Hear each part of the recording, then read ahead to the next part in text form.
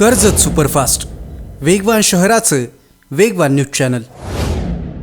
शासकीय रुग्णालयांमध्ये रुग्णांना मिळणाऱ्या उपचारांचा दर्जा आणि सुविधा सुधारण्यासाठी रुग्ण कल्याण नियामक समिती काम करते।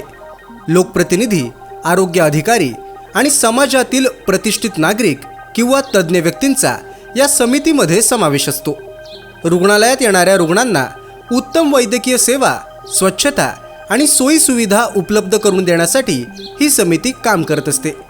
सामाजिक कार्यात असणारा सहभाग आणि नागरिकांसाठी धावून जाण्याची तळमळ असणाऱ्या दिनेश कडू यांची रुग्ण कल्याण नियामक समितीवर निवड करण्यात आली आहे। कर्जत उपजिल्हा रुग्णालयाचे वैद्यकीय अधीक्षक यांच्या वतीने दिनेश कडू यांची निवड करण्यात आली।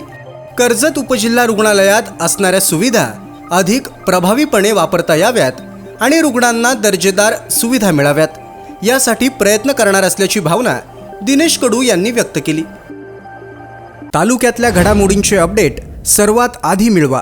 कर्जत सुपरफास्ट चॅनलला सबस्क्राइब करायला विसरू नका।